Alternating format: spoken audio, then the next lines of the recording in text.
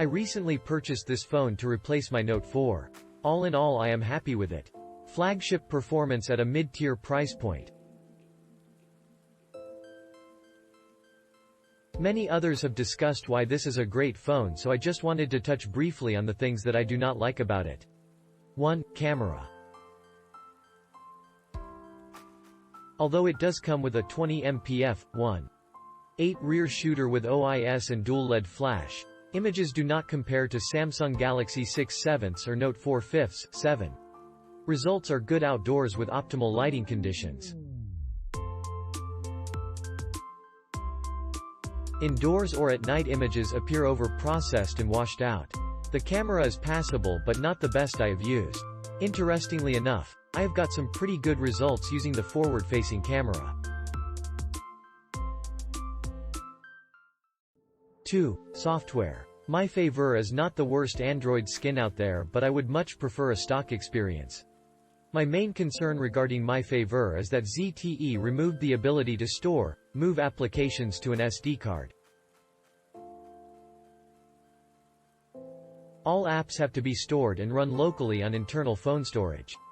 This is not the end of the world because the 64GB internal storage seems adequate for my needs, but seemed to be an odd choice for them to go out of their way to remove this functionality.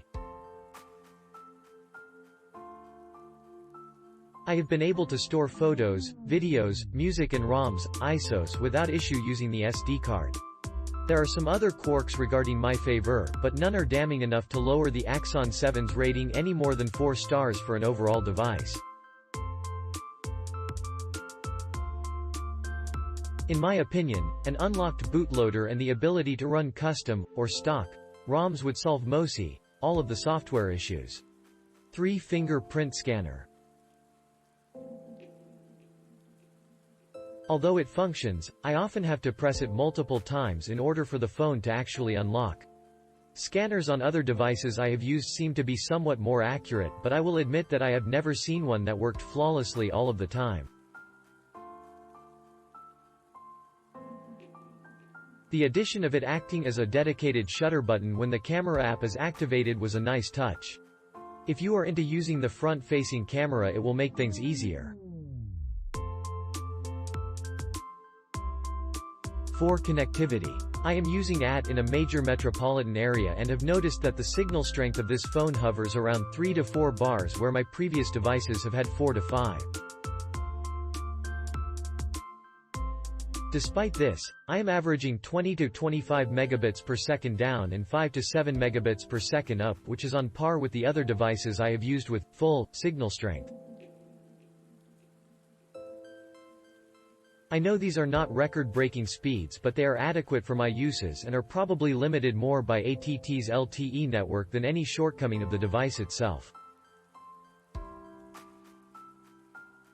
Overall, this is a great phone at a good price. I was considering buying a Note 7 but could not justify paying over twice as much for a device with very similar specs, albeit a better camera.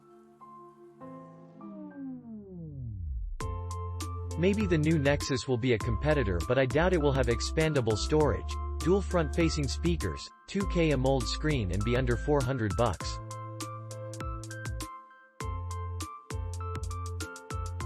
The Axon 7 really is a tough one to beat.